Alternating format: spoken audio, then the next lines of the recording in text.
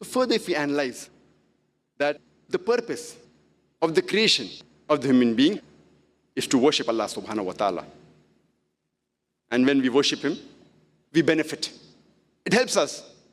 And there's a misconception that Islam is a new religion which came into existence 1400 years ago. And Prophet Muhammad, peace be upon him, is the founder of this religion of Islam. In fact, Islam is there since time immemorial, since man set foot on this earth. And Prophet Muhammad, peace be upon him, is not the founder of this religion. He is the last and final messenger of Allah subhanahu wa ta'ala. There were several messengers that came, as Allah says in the Quran, in Surah Fatir, chapter 35, verse 24, وَإِم مِّنْ أُمَّةٍ إِلَّا خَلَافِهَا نَذِيرٌ. There is not a nation or a tribe to whom we have not sent a warner or a guide. Allah says in Surah Ra'd, chapter number 13, verse number 7, وَلِكُلِّ قَوْمٍ هَادٍ. And to every people has a warner been sent. There are more than 25 messengers mentioned by name in the Quran. Adam, Noah, Abraham, Moses, Jesus, Muhammad, peace be upon them all. All of them were messengers of Allah subhanahu wa ta'ala, and all of them, they were Muslims. Muslim is a person who submits his will to Allah subhanahu wa ta'ala. And Islam is a word which comes from the root word salam, which means peace, or from salima, or silm, which means to submit your will to Almighty God. So Islam, in short, means peace acquired by submitting your will to Allah subhanahu wa ta'ala, to Almighty God, the Creator. All the messengers, they brought the same message. And anyone who submits his will to the Creator Allah subhanahu wa ta'ala, he is called as a Muslim. Quran says in Surah Al-Imran, chapter number 3, verse number 52, that Isa alayhi salam, Jesus Christ, peace be upon him, he was a Muslim. Allah says in the Quran, in Surah Al-Imran, chapter number 3, verse number 67, that Abraham was not a Jew or a Christian, but he was a Muslim.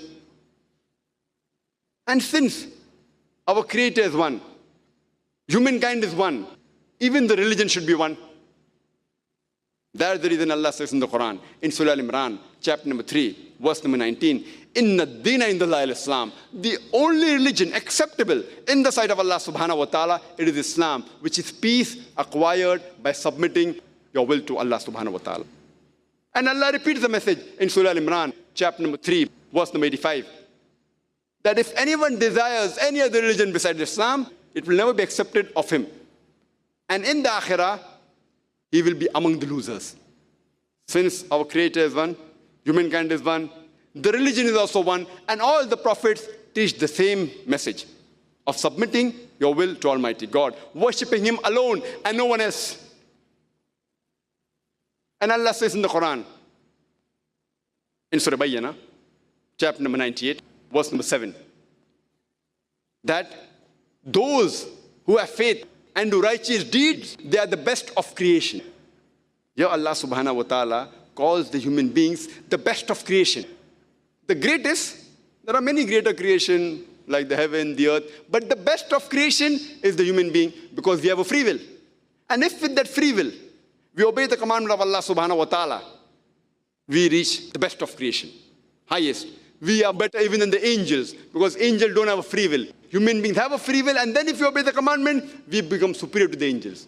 But if you don't obey His commandments, we become the brothers of the Satan.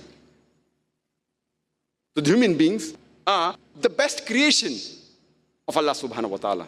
And the gravest sin that is described in the Quran, in Surah Nisa, chapter number 4, verse number 48, that Allah subhanahu wa ta'ala will forgive anything. Allah subhanahu wa ta'ala, if He pleases, He will forgive any sin. But the sin of shirk, He'll never forgive.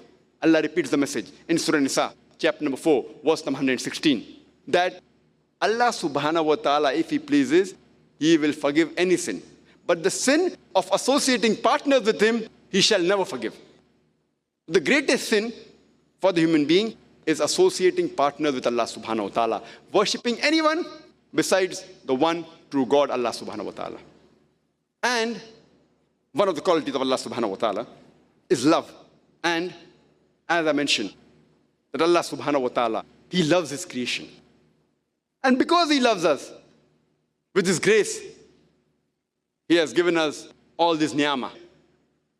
All the ni'mah that is given us, the air that we breathe, the water that we drink, all the facilities that Allah has given us, because He loves us. And those who obey his commandments, he has prepared a place for us in paradise, in the next life also. This is because of his love. The beloved Prophet Muhammad Sallallahu Alaihi Wasallam said, it's mentioned in Sahih Muslim, volume number 1, hadith number 67, that person has tasted the sweetness of the faith. Those who do 3 things. Number 1, those who love Allah and his messenger more than everyone in the world. Number 2, those who love human beings, or those who love people for the sake of Allah subhanahu wa ta'ala. And number 3, those who hate to go back to disbelief from where Allah saved them, and they don't want to go to the hellfire. So these people who do these 3 things, according to the hadith of Muhammad sallallahu alaihi wasallam, they have tasted the true sweetness of faith.